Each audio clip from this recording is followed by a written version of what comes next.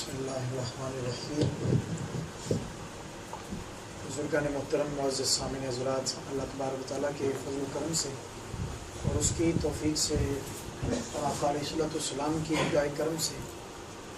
نماز تراویح کی ادائیگی کے بعد خلاصہ تراویح کی مجلس میں اس وقت ہم حاضر ہیں۔ آج کی نماز تراویح میں قرآن پاک کے 29ویں پارے کی تلاوت کی گئی۔ خلاصہ تراویح ہم نے 28ویں پارہ سورۃ المجادلہ سے شروع کرنا ہے۔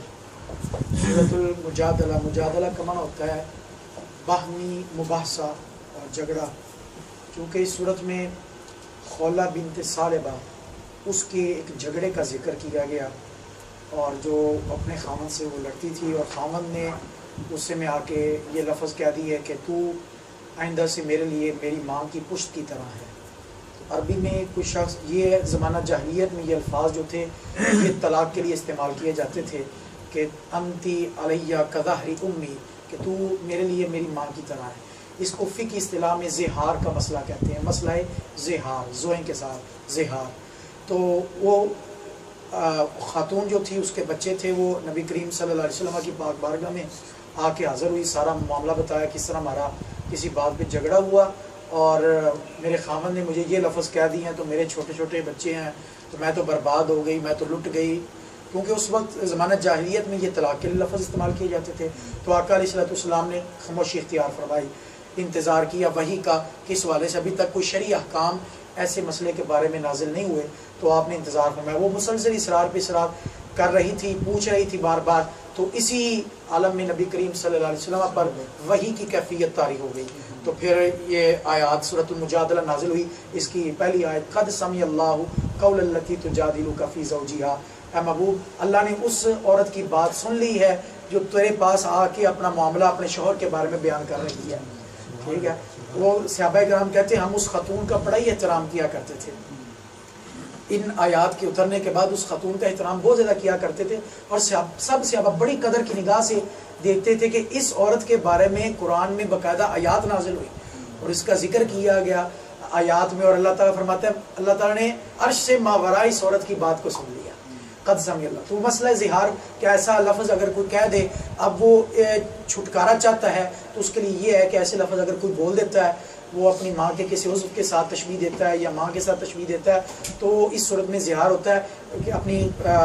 پھر بیوی کے پاس جانے سے پہلے پھر یہ ہے یہ اس کا کفارہ ادا کر دے تو وہ اس کے اثرات سے محفوظ ہو سکتا ہے۔ کفارہ غلام کو آزاد کرنا، نہیں تو 2 ماہ کے مسلسل روزے رکھنا، نہیں تو پھر اس کے بعد 60 مسکینوں کو کھانا کھلانا۔ تو یہ ابتدائی ایات میں یہ مسئلہ زہار کے احکام بیان کیے گئے۔ اس کے بعد دوسرا مضمون اس صورت میں جو ہے وہ منافقین آپس میں خفیہ سرگوشیاں کرتے تھے، کانوں میں باتیں کرتے تھے اسلام کے خلاف، مسلمانوں کے خلاف، تو ان کی خفیہ سرگوشیوں کا ذکر کیا گیا اور ان کی مذمت بیان کی گئی منافقوں کی اس صورت میں۔ اور اسی طرح مجلس کے آداب جو ہیں وہ بھی بیان کیے گئے، یا ایھا الذین آمنوا اذا قیل لکم تفسحوا فی المجالس، اللہ تعالیٰ نے فرمایا ایمان والو، جب تم سے کہا جائے نا کہ مجلسوں میں کشادگی پیدا کرو تو ففسحوا، تو تم کشادگی پیدا کر دیا کرو، یفسح اللہ لکم، تم مجلس میں کشادگی پیدا کرو، اللہ تمہارے لیے کشادگی پیدا کر دے گا۔ ٹھیک ہے، تو یہ مجلس کے آداب بتائے گئے کہ ایسا نہ ہو بالکل ہی جگہ مال لینا، اوپر سے آنے والے بھائی کا خیال نہ رکھنا۔ تو اس صورت میں جو پہلے بیٹھے ہوئے لوگ ہیں ان کو چاہیے کہ آنے والے کا خیال رکھیں، انہیں جگہ دیں اور مجلس میں کشادگی پیدا کرنی چاہیے۔ یہ ایک ذرا باہمی محبت کی علامت ہے۔ اللہ تعالیٰ فرماتا ہے تم ذرا کوشش تو کرو، پھر دیکھو میں تمہارے اندر کس طرح برکتیں پیدا فرماتا ہوں۔ اور ایمان والوں کی اور اہل علم کی شان و عظمت کو بیان فرمایا، یرفع اللہ الذین آمنوا منکم والذین اوتوا العلم درجات، اللہ تعالیٰ تم میں سے ایمان والوں کے درجے بلند کرتا ہے اور اہل علم کے جنہیں علم عطا کر دیا گیا اللہ تعالیٰ ان کے درجات کو بلند فرماتا ہے۔ اس صورت کے آخری رکوع میں اللہ تعالیٰ نے 2 گروہوں کا ذکر کیا، ایک گروہ کا نام ہے حزب الشیطان اور دوسرے کا نام ہے حزب اللہ۔ 2 گروہوں کا ذکر کیا گیا، فرمایا جنہوں نے اللہ کو بھلا دیا اور جو طرح طرح کے پروپیگنڈے کرتے ہیں وہ حزب الشیطان، وہ شیطان کے زمرے میں آتے ہیں۔ اور پھر اللہ تعالیٰ نے فرمایا وہ لوگ ان الذین یحادون اللہ ورسولہ، وہ لوگ جو اللہ اور اس کے رسول کی کھلی مخالفت کرتے ہیں، قرآن کہتا ہے اولئک فی الاذلین، وہ سب سے ذلیل ترین گروہ ہے۔ اور پھر اللہ تعالیٰ نے یہ اعلان کر دیا، اللہ تعالیٰ فرمایا کتب اللہ لاغلبن انا ورسولی، اللہ تعالیٰ فرماتا ہے یہ کفار، یہ منافقین جتنی مرضی کوششیں کرتے رہیں، خفیہ طور پہ جتنی مرضی چالیں چلتے رہیں، اللہ نے یہ فیصلہ کر دیا ہے کہ لَأَغْلِبَنَّ أَنَا وَرُسُلِي، کہ میں ہی غالب رہوں گا اور میرا رسول ہی غالب رہے، ہر حال میں میں اور میرا رسول ہی جو ہے وہ غالب رہے۔ اس کے بعد جو اگلی آیت ہے وہ بڑی امپورٹنٹ آیت ہے۔ اللہ تعالیٰ فرمایا لَا تَجِدُ قَوْمًا يُؤْمِنُونَ بِاللَّهِ وَالْيَوْمِ الْآخِرِ يُوَادُّونَ مَنْ حَادَّ اللَّهَ وَرَسُولَهُ، فرمایا وہ شخص یا وہ گروہ یا وہ جماعت جو اللہ اور اس کے رسول کی گستاخی کرے، مخالفتیں کرے، توہین کرے، تو وہ فرمایا وَلَوْ كَانُوا آبَاءَهُمْ، وہ چاہے تمہارا باپ ہو، والدین ہو، او ابناؤہم یا بیٹے ہوں، بھائی ہوں، بیویاں ہوں، عشیرتہم خاندان ہوں، یعنی یہ اتنے کلوز رشتے ذکر کیے گئے، اور یہ رشتے ذکر کر کے بتا دیا گیا تمہارے لیے سب سے اونچا رشتہ اور سب سے بڑا رشتہ جو ہے وہ رشتہ مصطفیٰ ہے، وہ رشتہ خدا ہے۔ فرمایا جب اس کے ساتھ ٹکراؤ آئے گا تو پھر تم نے ایسے لوگوں کو دوست نہیں بنانا، خواہ وہ والد ہی کیوں نہ ہو، والدین ہی کیوں نہ ہو، بہن بھائی ہی کیوں نہ ہو، اور بیویاں ہی کیوں نہ ہو، خاوند ہی کیوں نہ ہو، خاندان قبیلہ ہی کیوں نہ ہو، کوئی بھی جتنا مرضی کو کلوز قریبی ہو، جب معاملہ اللہ رسول کی ذات کا آ جائے تو پھر ان رشتوں کی پرواہ نہیں کرنی، پرواہ کرنی ہے تو رشتہ خدا کی کرنی ہے اور رشتہ مصطفیٰ کی کرنی ہے۔ اس کے بعد سورۃ الحشر ہے۔ سورۃ الحشر میں جو ہے مضامین اگر ہم ان کا جائزہ لیں تو قبیلہ بنی نذیر کے انجام کا ذکر کیا گیا، ان کے ساتھ جو غزوہ بنی نذیر ہوا اس کا بھی ذکر کیا گیا، دشمن کو شکست دینے کے لیے جو جنگی تدابیر اپنائی جاتی ہیں ان کا ذکر بھی اس صورت میں کیا گیا، مال فے کی تقسیم کا حکم بھی اسی صورت میں آیا، اور اطاعت رسول۔ اللہ تعالیٰ نے فرمایا ما آتاکم الرسول فخذوہ وما نہاکم عنہ فانتہوا، جس چیز سے تمہیں رسول منع کر دیں اس سے رک جاؤ، جو چیز تمہیں رسول عطا کر دیں وہ لے لو، اس میں یہ نہ سوچو کہ اس میں ہمارا بھلا ہوگا نہیں ہوگا، اس میں کیا فائدہ ہے، اس کے حکمتوں میں اگر پتہ چل جائے تو اچھی بات ہے، لیکن عقل کے گھوڑے نہ دوڑاؤ، ٹھیک ہے، جو رسول تمہیں عطا کر دیں وہ لے لو، وہی تمہارے حق میں بہتر ہی بہتر ہے، وما نہاکم عنہ فانتہوا، جس سے منع کر دیں اس سے رک جاؤ۔ اس سے دیکھیں عطا کی نسبت اللہ تعالیٰ نے اپنے محبوب کی طرف کی، ما آتاکم الرسول، جو رسول تمہیں عطا کریں، اس کا مطلب یہ ہے کہ رب تعالیٰ کے فضل سے رسول عطا کرتے ہیں۔ قرآن کہنا ما آتاکم الرسول، جو رسول تمہیں عطا کریں فخذو، اسے تم لے لو۔ گویا اللہ تعالیٰ نے اپنی نعمت محبوب کو عطا فرمائی اور اللہ تعالیٰ اپنے بندوں سے فرما رہا ہے جو میرا محبوب تمہیں عطا کیا کرے وہ لے لیا کرو، وہ لے لیا کرو۔ اسی طرح مہاجرین اور انصار کا ذکر اور ان کی ڈیفینیشن، ان کی تعریف بیان کی گئی، اور میں ان کی شان یہ ہے، انصار کی خاص کر شان بیان فرمائی وَيُؤْثِرُونَ عَلَىٰ أَنفُسِهِمْ وَلَوْ كَانَ بِهِمْ خَصَاصَةٌ، وہ اپنے اوپر دوسروں کو ترجیح دیتے ہیں اگرچہ خود تنگ دستی میں ہی کیوں نہ ہو، خود تنگی برداشت کر لینی ہے، مصیبت برداشت کر لینی ہے، لیکن اپنے دوسروں کا بھلا چاہتے ہیں، دوسروں کو سکھ دینا، خود دکھ قبول کر کے دوسروں کو سکھ دیتے ہیں، یعنی اپنے سکھ پر دوسروں کے سکھ کو ترجیح دیتے ہیں، تو ان کی شان و عظمت بیان کی گئی، اور ایک دعا کا بھی ذکر کیا گیا، ربنا اغفر لنا ولاخواننا الذین سبقونا بالایمان، اے ہمارے رب ہمیں بخش دے اور ہمارے ان بھائیوں کو بخش دے جو ایمان کی حالت میں اس دنیا سے چلے گئے، ہم سے پہلے جو رخصت ہو گئے۔ اس سے پتہ یہ چلا اپنے فوت شدہ مسلمان بھائیوں کے لیے دعائے مغفرت کرنا یہ قرآن پاک کی تعلیم کردہ دعا ہے، ٹھیک ہے، قرآن پاک کی سکھائی ہوئی دعا ہے کہ اپنے لیے بھی دعا کرو اور اپنے فوت شدہ مومن بھائیوں کے لیے بھی دعائے مغفرت کیا کرو۔ اور اس کا آخری رکوع جو ہے اس میں اللہ تعالیٰ نے اپنی شانوں کا اور اپنی عظمتوں کا ذکر فرمایا،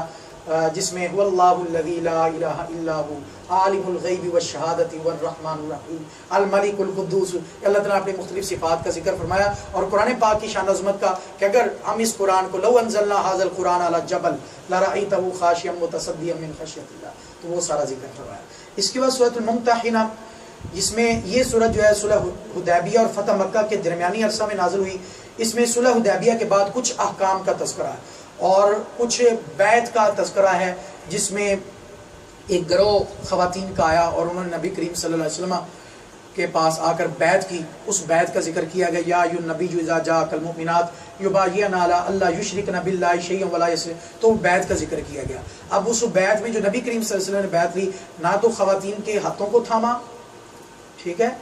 ہاتھوں کا بھی نہیں تھاما گیا، یعنی یہ کنسپٹ خواتین سے بیعت لینے کا نہیں ہے، ٹھیک ہے، نبی کریم صلی اللہ علیہ وسلم نے زبانی بیعت، اس میں یہ احکام بیان کیے گئے کہ اس بات پہ میرے ساتھ وعدہ کرو، معاہدہ کرو کہ اللہ کے ساتھ شریک نہیں ٹھہراؤ گے، چوری نہیں کرو گے، بدکاری نہیں کرو گے، کسی پہ بہتان نہیں لگاؤ گے، اور کسی نیکی کا تمہیں حکم دیا جائے اور اس میں تم نافرمانی نہیں کرو گی. تو یہ ساری معاملات میں جو ہے وہ بیعت لی گئی. تو اس کا ذکر بھی اس صورت میں، اور اسوہ ابراہیمی کا ذکر بھی جو ہے وہ اس صورت میں، اور ان کی دعاؤں کا ذکر بھی اس صورت میں آیا. اس کے بعد سورۃ الصف، صف جو ہے اس صورت میں اللہ تعالیٰ چونکہ اب مدینہ منورہ کی میں آ کر سچویشن بدل چکی تھی، جہاد کا اجازت مل چکی تھی، جب کفار حملہ کرتے تو مسلمانوں کو اجازت تھی ان کے ساتھ مقابلہ کرنے کی اور اپنا دفاع کرنے کی، ڈیفینڈ کرنے کی اجازت تھی. تو اللہ تعالیٰ نے فرمایا، ہمت بندائی مومنین کی، فرمایا اے ایمان والو ان اللہ یحب الذین یقاتلون فی سبیلہ صفا کأنہم بنیان مرصوص. جب دشمنوں نے اسلام کے خلاف لڑنا ہے تو سیسا پلائی ہوئی دیوار کی طرح صف در صف ہو کر تم نے لڑنا ہے. اور اللہ تعالیٰ ایسے گروہ کو بڑا پسند کرتا ہے جو اس کی راہ میں صف میں اس طرح صفوں میں رہتے ہوئے سیسا پلائی ہوئی دیوار کی طرح ڈٹ جاتے ہیں اور مضبوط ہو کر دشمنوں کا مقابلہ کرتے ہیں. ایسے گروہ کو اللہ بڑا پسند کرتا ہے. اور حضرت عیسیٰ علیہ السلام کا بھی ذکر کیا گیا کہ ان کو بھی اسی طرح جو ہے کتاب و حکمت سے نوازا گیا. اور پھر حضرت عیسیٰ علیہ السلام نے جو اپنی قوم کو بشارت دی تھی نبی کریم صلی اللہ علیہ وسلم کی آمد کی، یا بنی اسرائیل انی رسول اللہ الیکم مصدقا، ٹھیک ہے، وَمُبَشِّرًا بِرَسُولٍ يَأْتِي مِن بَعْدِ اسْمُهُ أَحْمَدُ. حضرت عیسیٰ علیہ السلام نے اپنی قوم سے کہا کہ میں تمہیں ایسے رسول کی بشارت دیتا ہوں جو میرے بعد جلوہ گر ہوں گے، جو میرے بعد تشریف لائیں گے، اور اسمہ احمد، ان کا نام نامی اسم گرامی جو ہے وہ احمد ہوگا. یعنی حضور کی آمد کے تذکرے حضور کے آنے سے پہلے حضرت عیسیٰ علیہ السلام نے اپنی قوم کے سامنے کر دیے تھے، آمد مصطفیٰ کا تذکرہ کر دیا. اس کے بعد سورۃ الجمعہ، اس میں جو ہے وہ جمعہ کی فرضیت کا ذکر کیا گیا اور علم کی فضیلت اور علم با عمل بیان کیا گیا. وہ لوگ جو علم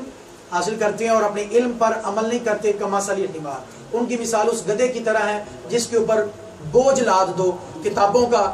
یا اینٹوں کا، تو اس کے لیے تو وہ بوجھ ہی ہے. کتابیں رکھ دو تو بھی بوجھ ہے اور اینٹیں رکھ دو تب بھی اس کے لیے بوجھ ہے. اس کی مثال دی گئی اور جمعے کی فرضیت کا ذکر کیا گیا. اس کے بعد سورۃ المنافقین میں منافقین کا تذکرہ کیا گیا اور ان کے بارے میں احکام بیان کیے گئے اور ان کی جو تھی چلاکیاں مکاریاں وہ بیان کی گئیں. اس کے بعد سورۃ التغابن اور یہ سورۃ الطلاق اور سورۃ التحریم، یہ ساری صورتیں اس میں جو ہے وہ کچھ احکام کا جو ہے وہ تذکرہ کیا گیا. اور خاص کر سورۃ طلاق میں گھریلو زندگی اور طلاق کے احکام بیان کیے گئے، عدت کے جو ہے وہ احکام بیان کیے گئے. اور آخری جو صورت ہے سورۃ التحریم، اس میں اللہ تعالیٰ نے کچھ مسائل بیان کیے اور خاص کر ازواج مطہرات کے لیے کچھ نصیحتوں کا ذکر کیا اور ان کے توسط سے اللہ تعالیٰ نے امت کی تمام خواتین کو چند نصیحتیں بیان کی ہیں. اور توبہ کا ذکر کیا گیا کہ ایمان والو اللہ کی پاک بارگاہ میں سچی توبہ کرو. اور آخر میں اللہ تعالیٰ نے کچھ مثالیں دیں ہدایت کے لیے. یہ مختصر میں نے احکام اور مسائل اور فضائل جو تھے آپ کی خدمت پیش کیے. تفصیلات میں جانے کی گنجائش نہیں ہے. اللہ تعالیٰ ہم سب کو قرآن پاک کی صحیح سمجھ عطا فرمائے. الحمدللہ رب العالمین والصلاة والسلام علی سید الانبیاء والمرسلین. یا الہ العالمین، ہم سب مسلمانوں کی نماز تراویح کی حاضری کو، درس قرآن کی حاضری کو قبول و منظور فرما.